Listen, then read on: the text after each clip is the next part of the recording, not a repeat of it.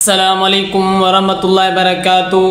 Guys, جیسے دیکھ رہے ہیں آپ کو قاری محمد علی ملتانی کے نئے نئے بیان اس پیج پر ملیں گے، اور اس پیج کو ضرور فالو، سبسکرائب، لائک ضرور کریں۔ میں آپ کے یہاں لے کے آ رہا ہوں قاری محمد علی ملتانی کا ایسا بیان کہ جب آپ صلی اللہ علیہ وسلم کا وصال کا وقت ہوا تو حضرت فاطمہ نے حضرت اسرائیل کو کیا کہا تھا، ایسا دردناک داستان میں آپ کے پاس لے رہا ہوں کہ آپ جیسے سنیں گے آپ کی آنکھوں میں آنسو آ جائیں گے۔ آؤ سنیں۔ دروازے پہ دستک دی، حل ادخلوک فی البیت، کیا میں گھر میں داخل ہو سکتا ہوں؟ مجھے گھر میں آنے کی اجازت ہے؟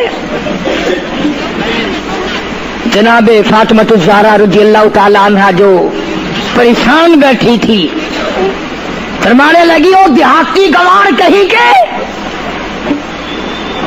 میرے ابا بے ہوش ہے، تجھے اجازتوں کی پڑی ہے؟ سرکار کو تھوڑا سا ہوش آیا، فرمایا لخت جگر، کسے بے ہوش کہتی ہو، کسے دیہاتی کہتی ہو، کسے گمار کہتی ہو؟ یہ تو وہ ہیں جو بچوں کو یتیم بنا دیں، یہ تو وہ ہیں جو دلہن کا سہاگ اجاڑ دے، یہ تو وہ ہیں جنہوں نے کوٹھیوں کو ویران کر دیا، بنگلوں کو ویران کر دیا، ملکوں کو ویران کر دیا۔ یہ تو تیرے ابا کا مقام ہے جو اجازت مانگی جا رہی ہے۔ لے آئے، اللہ پاک نے سلام بھیجا ہے، آپ کو بلایا ہے، میں تیار ہوں۔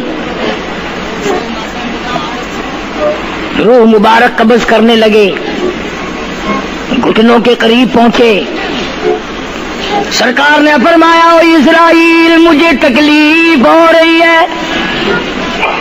فرمایا میری کیا مجال ہے؟ عرض کیا آقا میری کیا مجال ہے آپ کو تکلیف دوں؟ میری کیا جرت ہے میں آپ کو تکلیف پہنچاؤں؟ فرمایا تو تکلیف پہنچا نہیں رہا، اور مجھے اتنی تکلیف ہو رہی ہے کہ ساری زندگی میں کبھی نہیں ہوئی۔ آج میری ایک تمنا ہے، میری ایک آرزو ہے، میری ایک حسرت ہے، میرے دل کا ایک جذبہ ہے، اور وہ یہ ہے تو مجھے تکلیف نہیں دے رہا، اور مجھے اتنی تکلیف ہے ساری زندگی میں کبھی نہیں ہوئی۔ امت کے جن لوگوں کا دکھ دے گا ان کا کیا حال بنے گا؟ میری تمنا ہے ساری امت کو جو دکھ دینے ہے وہ آج میں محمد رسول اللہ کی چھاتی پہ ختم کر لے،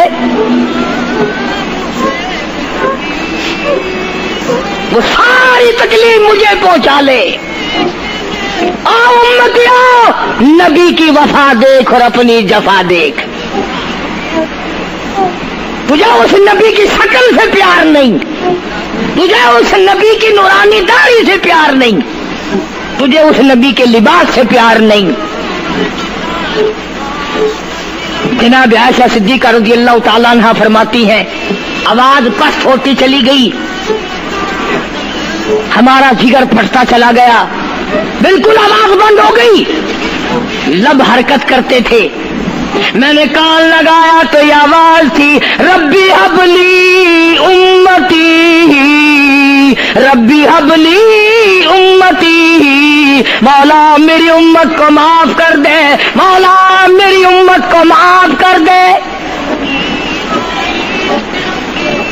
امت کا حال تو دیکھو، نمازوں کی پرواہ نہیں، روزے کی پرواہ نہیں، قرآن مجید کی پرواہ نہیں، محمد عربی صلی اللہ علیہ وسلم کے لائے ہوئے دین کی پرواہ نہیں۔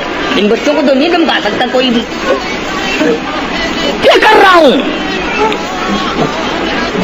کہ آپ اور میں کب وہ وقت آئے گا اور کب ہم سوچیں گے کہ ہماری زندگی کے لمحات آخر ختم ہو جانے والے ہیں۔ ایک دن بہت آ کر یہ سارا کھیل بگاڑ دے گی۔ اسی کو مجذوب کرتا کہ آنے والی کس ٹالی جائے گی، اور جان ٹھہری جانے والی جائے گی، روح رگ رگ سے نکالی جائے گی، تجھ پہ ایک دن خاک ڈالی جائے گی، ہزاروں من مٹی کے نیچے تجھے جانا پڑے گا۔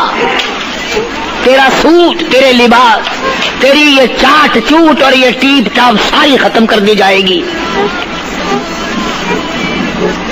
آخری وقت ہے، پریشان حال ہے. قرآن کہتا کلا اذا بلغت التراقی وقیل من راق وظن انه الفراق والتفت الساق بالساق الى ربك يومئذ المساق.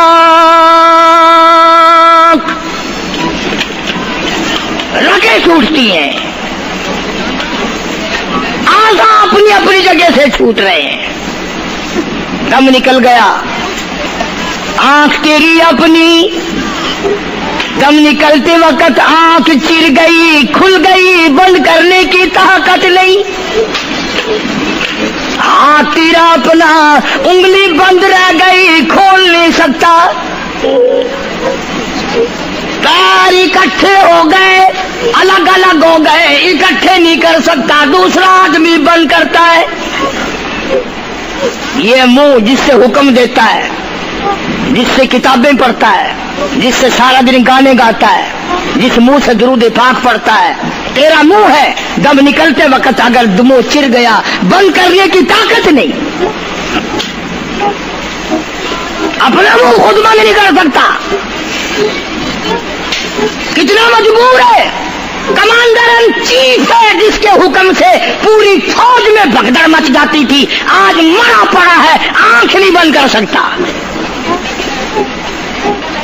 وزیر داخلہ ہے جس کے حکم سے پوری پولیس حرکت میں آ جاتی تھی، وہ بھی کسی زمانے کی، جس کے حکم سے پوری پولیس حرکت میں آ جاتی تھی.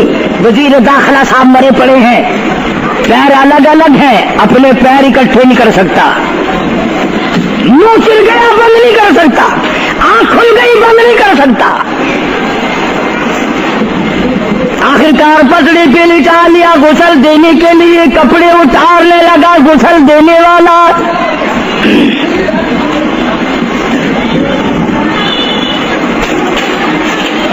اب اس طرف کا کوئی آدمی جانتے یہ کہ ٹولہ ہے بدماشوں کا جو باہر ہے.